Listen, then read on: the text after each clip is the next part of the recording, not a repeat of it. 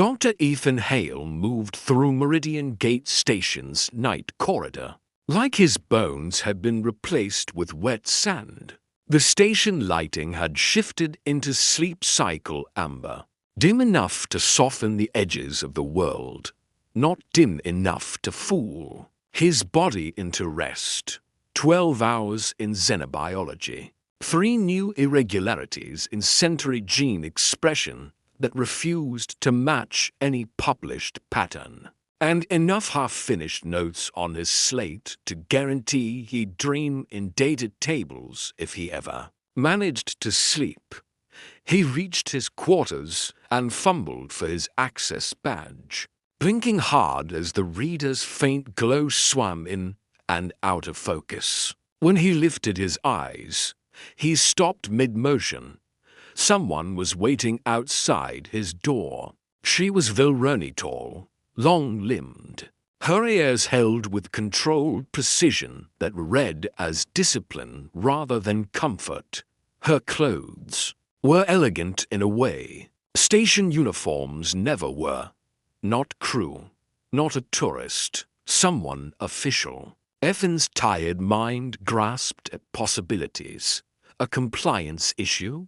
A diplomatic complaint about his lab's sample handling? A misunderstanding he didn't have the energy to resolve.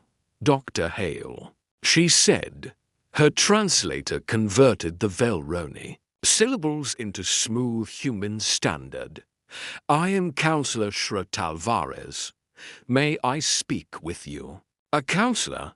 Here, at his quarters. Ethan swallowed. Counselor? Yes, of course. Is this about the cultural exchange report I filed? I know I submitted it late. No, she said, and her ears tilted subtly an angle Ethan had learned meant discomfort, maybe distress. This is personal. Personal was worse. Personal meant unpredictable variables. Ethan lowered his hand from the badge reader. Personal. It concerns my daughter. That knocked his thoughts sideways. He didn't know Talvarez's daughter. If he'd ever seen her, it hadn't registered. His life was labs and meetings and carefully contained samples, not diplomatic families. I'm not sure how I can help, he said carefully. She has been asking for you. Shra's voice remained measured, but something in it strained at the edges, as if she was holding herself together by force of will. For 3 days, she calls for the kind human and for doctor. She will not be comforted by anyone else. Ethan stared at her, exhaustion giving way to a sudden prickling alertness. For me. I do not know why she needs you specifically, Shra said. But she does, and I trust my child's instincts. Ethan should have demanded an explanation. He should have asked for station records, for context, for proof he wasn't being pulled into some diplomatic complication. But he saw it in her face, the carefully contained fear. The quiet desperation of a parent who has tried everything and is running out of time. Okay, Ethan said, surprising himself with how quickly the answer came. Give me 5 minutes. I need to change and clean up. Then I'll come with you. Shra's shoulders loosened fractionally, like she'd been holding a breath for days.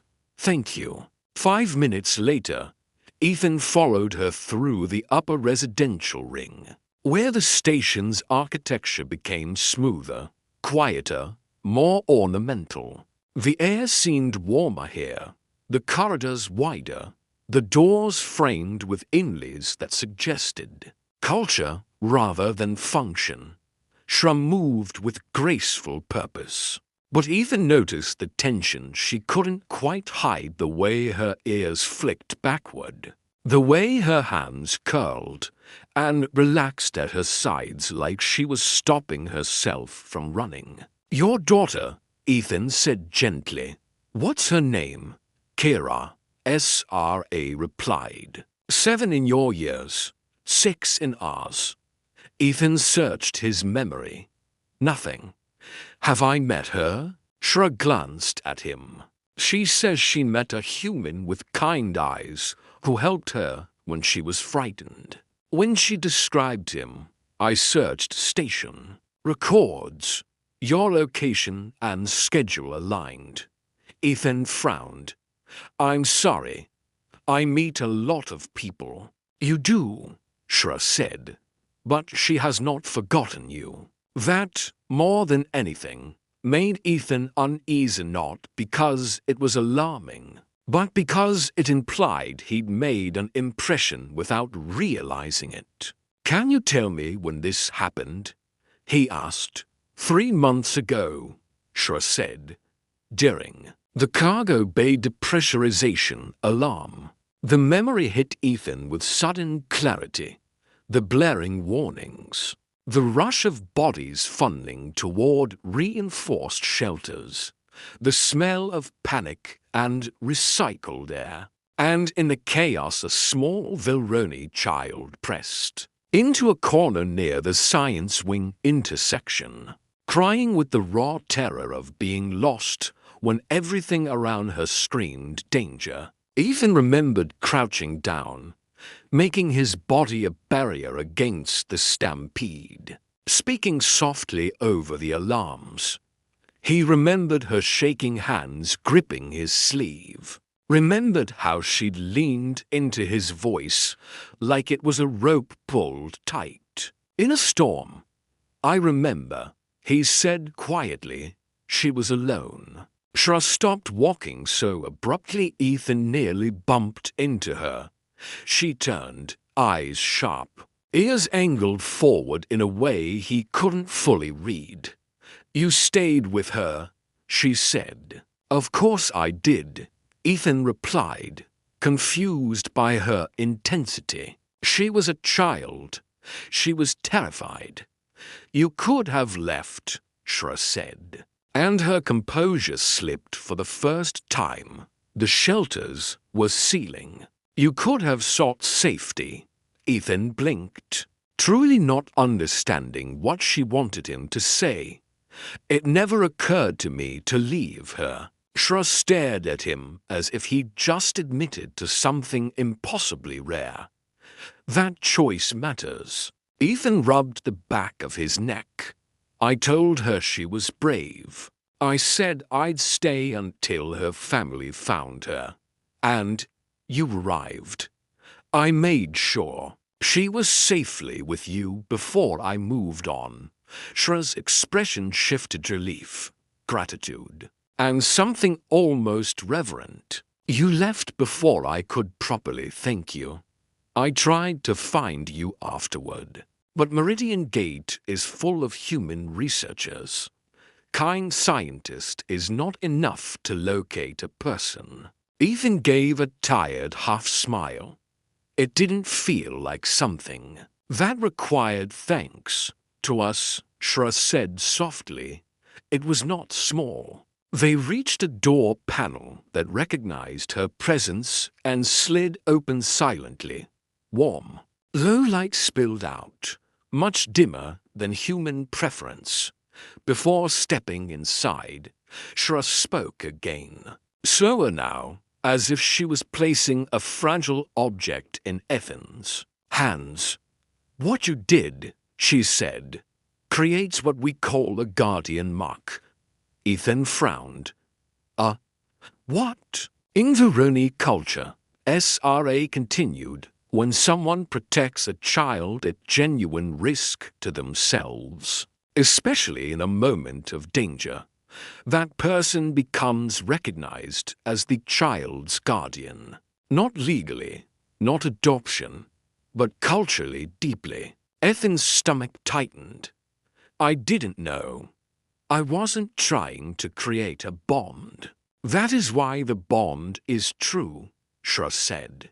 You acted without expectation. Inside, the quarters were distinctly Velroni lower lighting. Furniture shaped for elongated proportions.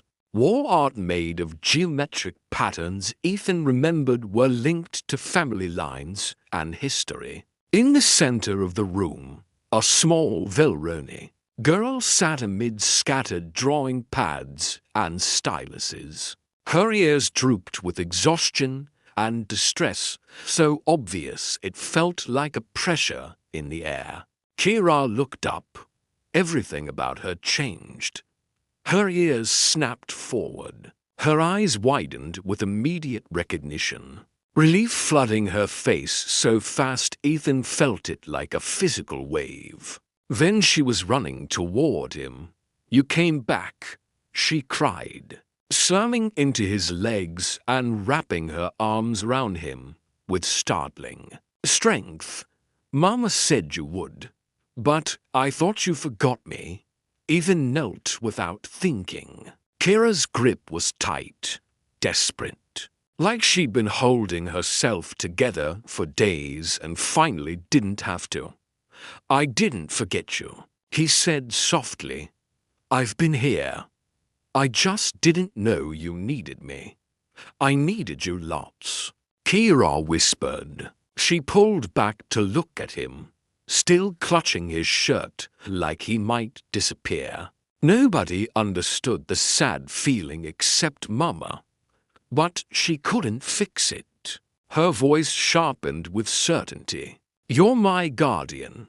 That means I can trust you forever, right?" Ethan glanced at Shra. The counselor stood near the doorway, her posture carefully controlled. But her eyes glistened.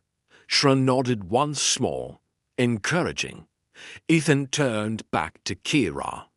"Yes," he said, "I'm your guardian.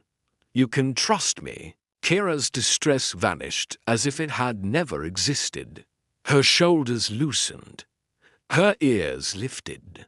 Her entire body seemed to settle into safety. Then the flood of questions began, excited, rapid, breathless. I made drawings, and I learned a new counting system. And Mama let me try human food, but it burned my mouth. Do all humans eat fire? And Earth has oceans. Yes, are they really? So deep you can't see the bottom? And do you have animals that live in water forever? Ethan answered as best he could, smiling despite his exhaustion. He explained spice tolerance. He described oceans and whales, and the strange human habit of mapping everything. Kira listened like every word mattered. Shra watched, relief loosening. Something in her face that had been tight for days. After a while, 20 minutes. Maybe more. Kira's energy faded. She curled beside Ethan on the floor, leaning into him with a trust that felt both natural and heavy. "I knew you'd come," she murmured sleepily. "Guardians always come. Stories say so." Ethan's throat tightened. "Then the stories are right," he whispered. Within minutes, Kira fell asleep with her fingers still wrapped around his hand. Shra approached quietly, voice barely above. A whisper. "Thank you. I haven't seen her calm like this since it started." Ethan looked down at Kira's peaceful face. "She's remarkable." "She is," Shra agreed. "And she recognized something in you faster than I did." Shra gestured toward a sitting area beyond the sleeping child. "We should talk about what the guardian mark means, about what it asks of you." Ethan carefully eased his hand free and followed her into the next room, where a viewport showed the station drifting through Starfield. "The guardian mark," Shra began, "is honored across our society. It grants you certain rights and responsibilities in Kira's life. I didn't choose this," Ethan said, voice low. "I just helped her. The choice was in there. Helping, SRA replied. What rights? Ethan asked. To be present, Shra said. To attend her important events. To be called upon when she needs you, and I am unavailable. To speak on matters of her well-being, though final authority remains mine as her mother, and the responsibilities to protect her if she is in danger, and you are able, Shra said simply, to not betray her trust, to not treat the bond as a game. Ethan stared out at the stars, feeling the weight of something he'd never planned, a place in a child's life, a role he'd stumbled into by doing what felt like the only decent thing. What if I don't know how? He asked. Then we teach you, Shra said, and Kira cares less about protocols than promises. Ethan looked back toward the doorway, where Kira slept curled on the floor, finally calm. I want to try, he said. I want to be involved. Shra's face transformed relief, gratitude, and something warmer. Then we will figure it out. Together. From the other room, Kira's sleepy voice drifted in. Is my guardian staying? Yes, Shra called softly. He is. A pause, then a satisfied murmur. Good. Ethan found himself smiling into the quiet. He hadn't planned this. He hadn't even understood it. But in that moment, he knew one thing with surprising certainty. He wasn't going to leave. The next morning, Ethan woke later than he intended. The kind of heavy sleep that felt less like rest and more like temporary shutdown. His slate lay on the floor beside his bunk, still open to the night's half-finished notes. For a moment, he expected the usual quiet quarters, routine, lab, coffee, more routine. Then his mind replayed it. Kira's grip on his hand. Her absolute certainty. You're my guardian. Ethan sat up slowly, rubbing his eyes. He was a scientist. He believed in mechanisms, systems, explanations. And yet he couldn't deny the simplest evidence. A child had been in distress for 3 days, and his presence had calmed her in minutes. That wasn't data he could ignore. By midday, a message arrived on his station comms from Counselor Shra. Torvare's formal header, polite phrasing, but the content was unmistakably personal. Kira slept through the cycle for the first time since her distress began. She asked if you might visit again.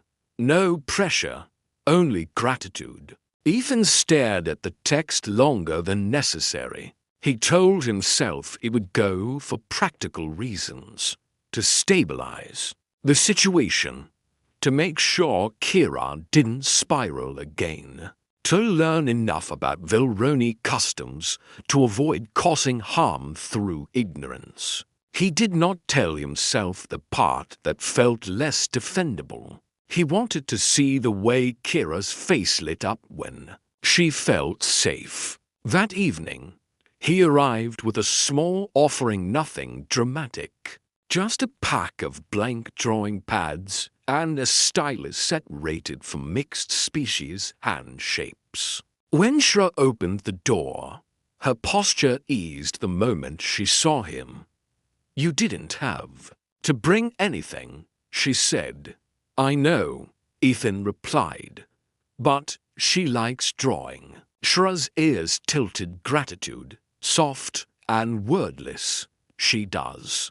Kira appeared from behind her mother's legs like a shy comet, deciding whether to crash into the sun. She looked at Ethan for one long second, then launched forward. You came back again, she declared, as if she'd personally proven a law of physics.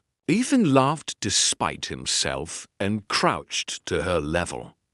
I said I wasn't going anywhere. Kira grabbed his wrist and dragged him inside with the urgency of someone who had an agenda. I have new drawings and new questions, and Mama says I'm not allowed to ask all the questions at once.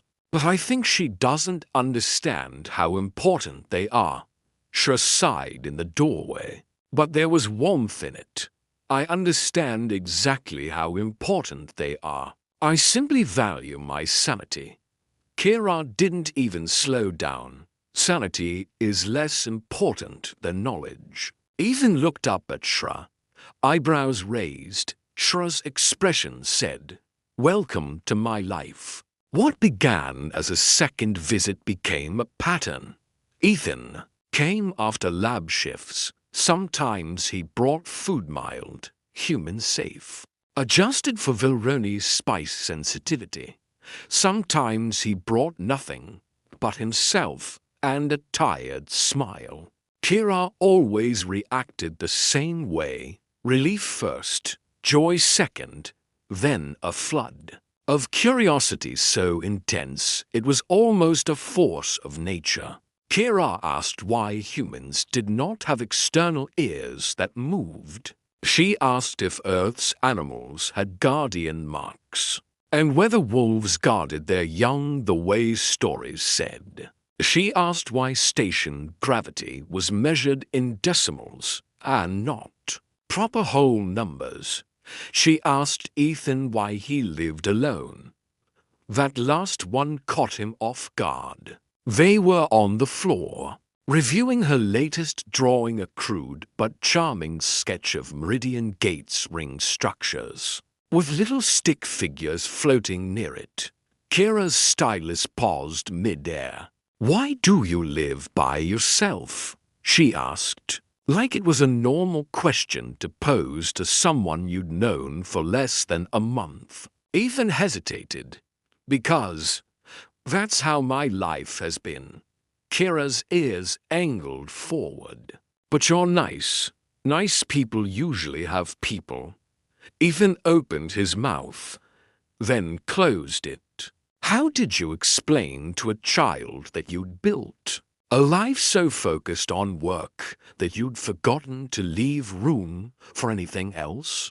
Shra, seated nearby with her own datapad, glanced up at him. Her gaze was quiet, attentive, not judging, just present.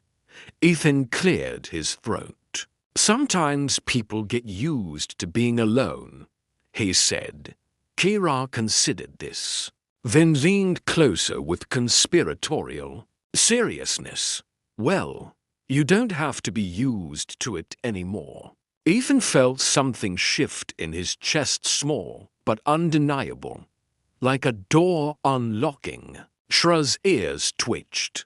She looked away quickly, as if to give him privacy to process whatever expression had crossed his face over the following weeks. Ethan learned Velroni customs the way he learned new lab protocols, carefully, with respect, and with the awareness that mistakes could have consequences. He learned that long ear tilts weren't just body language, but emphasis nuance in an otherwise restrained culture.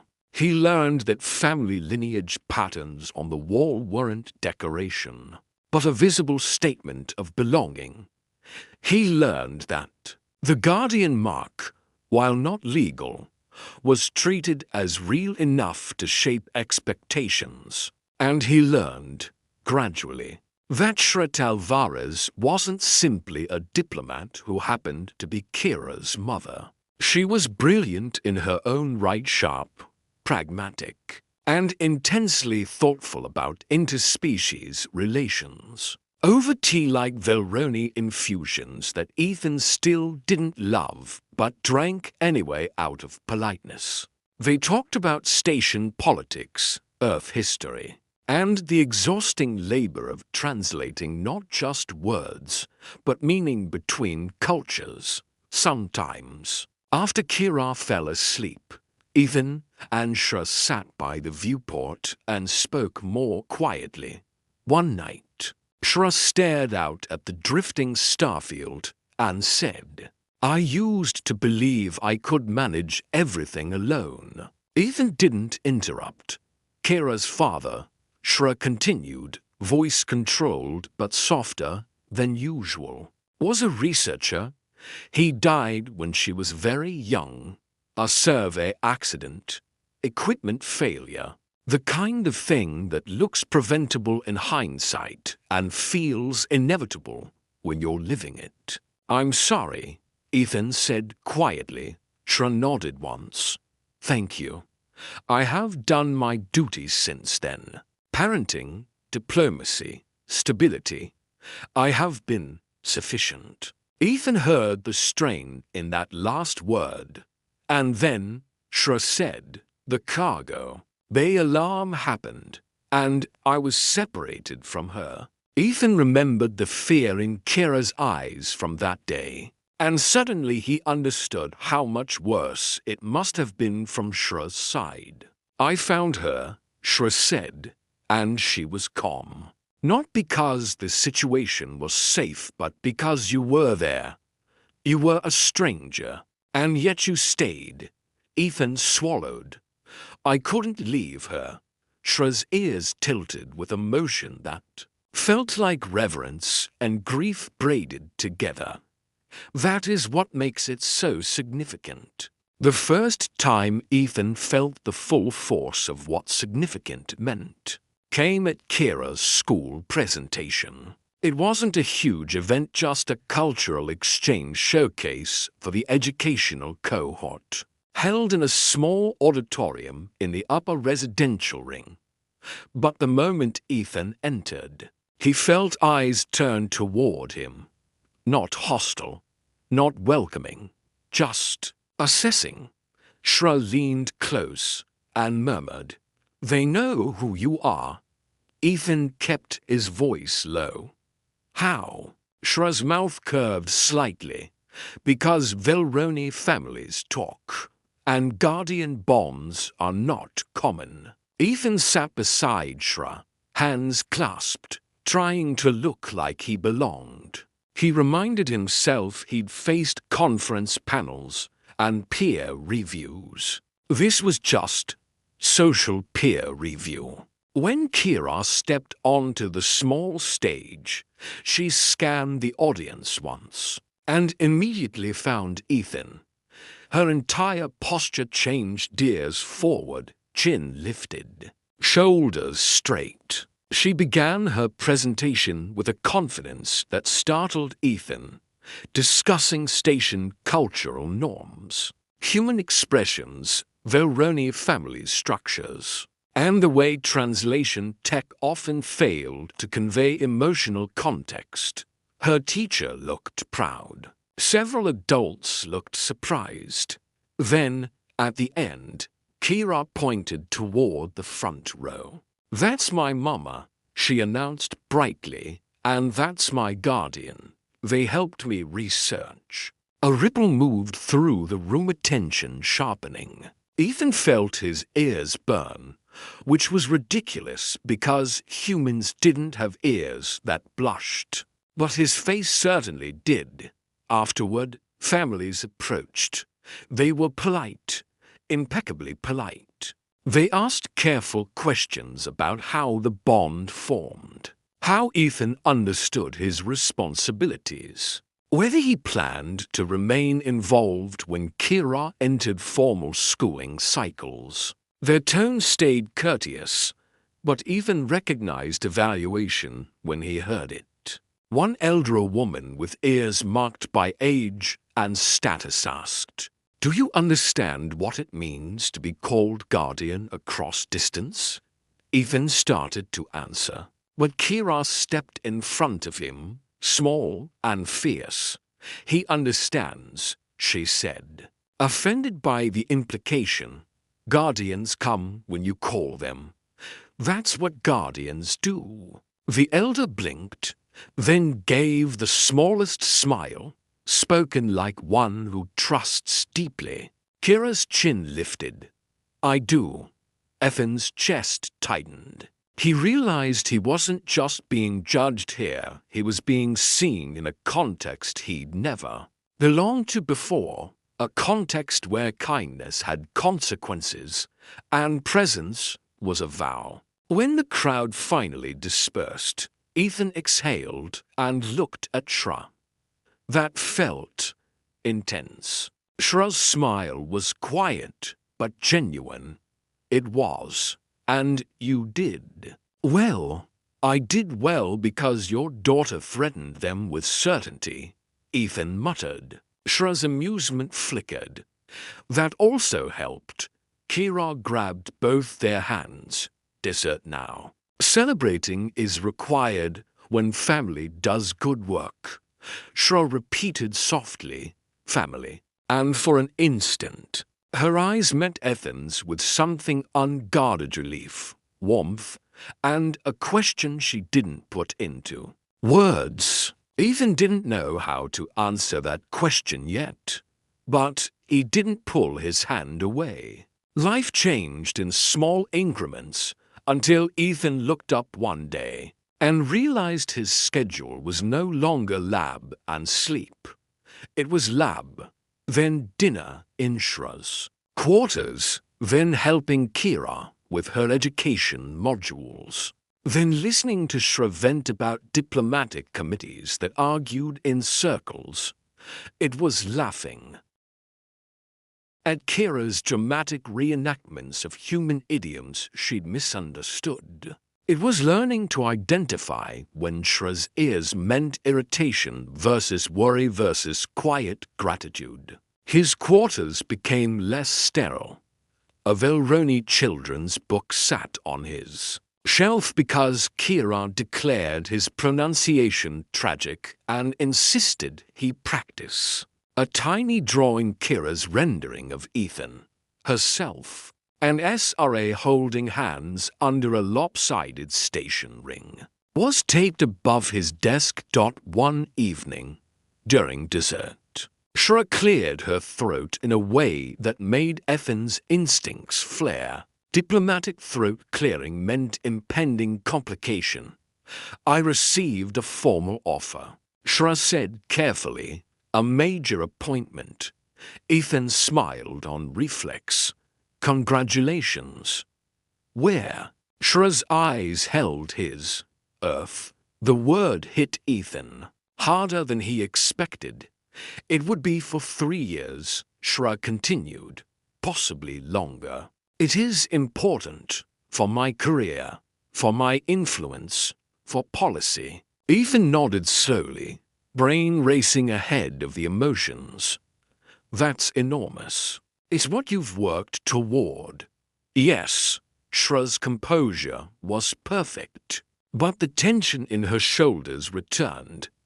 It also means uprooting Kira, taking her away from the station, from her school, from the routines that make her feel safe, and away from Ethan didn't finish this sentence. SRA did. Away from you, across the table. Kira paused mid-analysis of her dessert and looked up, eyes sharp. Guardians can travel, she declared, as if she was correcting an obvious misunderstanding. That's part of guarding. Shra's gaze flicked to Kira, then back to Ethan. She asked if you would come. I did not know how to answer. Ethan's throat went tight. What do you want? Ethan asked Shra quietly. Not what's expected, not what's ideal on paper. What do you actually want? Shra hesitated. The diplomat mask faltered just enough to reveal something raw underneath. I want the position, she admitted, and I want my daughter to remain stable. I want her to have the structure we've built. Ethan's mind leapt through options like a problem-solving algorithm. His work was largely portable. His expertise was valuable. Earth had institutes. Earth had labs. My research doesn't require Meridian Gate specifically, Ethan said. Slowly, if there's a xenobiology opening on Earth I could relocate to. Shra's ears snapped forward in shock. You would leave your posting, your established work. Ethan met her eyes, not just for Kira. Shra went very still. For both of you, Ethan finished, voice quiet but certain. Somewhere along the way, you stopped being a counselor who needed my help and became someone I care about. Kira's eyes lit up like stars. So you're coming? Ethan looked at her, at the fierce trust in her expression. Yes, he said. I'm coming.